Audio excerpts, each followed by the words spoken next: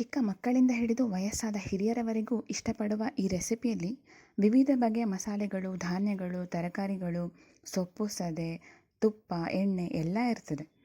ಇದರಿಂದಾಗಿ ರುಚಿಯೂ ಹೆಚ್ಚು, ಆರೋಗ್ಯಕ್ಕೂ ಉತ್ತಮ.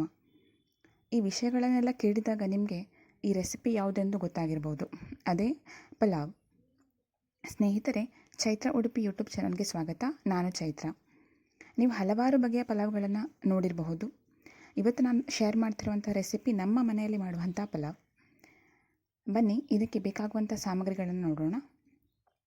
ಅಕ್ಕಿ 1 kg, ಕ್ಯಾರೆಟ್ 3, ಬೀನ್ಸ್ 1/4 kg, ಬಟಾಣಿ 150 ಗ್ರಾಮ್, ಶುಂಠಿ 1 ಇಂಚು, ಬೆಳ್ಳುಳ್ಳಿ 10 ಎಸಳು, ಹಸಿಮೆಣಸು 5, ಗರಂ ಮಸಾಲೆ 1 ಪ್ಯಾಕೆಟು, ಕರಿಮೆಣಸು 1 ಚಮಚ, ಕೊತ್ತಂಬರಿ ಸೊಪ್ಪು 1 ಕಟ್ಟು, ಈರುಳ್ಳಿ 2, ಟೊಮೆಟೊ 1. ಮೊದಲಿಗೆ ಶುಂಠಿ, ಬೆಳ್ಳುಳ್ಳಿ, ಹಸಿಮೆಣಸು, ಕೊತ್ತಂಬರಿ ಸೊಪ್ಪು ಹಾಗೆ ಎಣ್ಣೆಯಲ್ಲಿ ಫ್ರೈ ಮಾಡಿದಂತಹ ಕರಿಮೆಣಸು ಮತ್ತು ಗರಂ ಮಸಾಲೆನ ಹಾಕಿ ರುಬ್ಬಿಕೊಳ್ಬೇಕು. ನಂತರ ಬೀನ್ಸ್, ಕ್ಯಾರೆಟ್, ಬಟಾಣಿಯನ್ನು ಉಪ್ಪು ಹಾಕಿ ಸಪ್ರೇಟಾಗಿ ಬೇಯಿಸ್ಕೊಳ್ಬೇಕು. ಅಕ್ಕಿಯನ್ನು ಕೂಡ ಸಪ್ರೇಟಾಗಿ ಬೇಯಿಸ್ಕೊಳ್ಬೇಕು.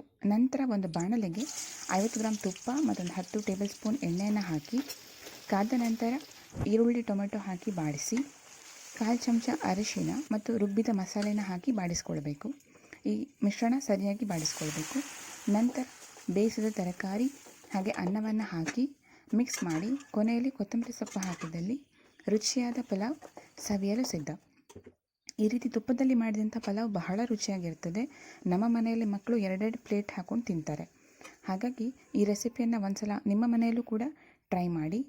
ಈ ವಿಡಿಯೋ ಇಷ್ಟ ಆಗಿದ್ದಲ್ಲಿ ಲೈಕ್ ಮಾಡಿ, ಹಾಗೆ ಶೇರ್ ಮಾಡಿ ಮತ್ತು ಚೈತ್ರ ಉಡುಪಿ ಯೂಟ್ಯೂಬ್ ಚಾನಲನ್ನು ಸಬ್ಸ್ಕ್ರೈಬ್ ಮಾಡಿ. ಧನ್ಯವಾದಗಳು.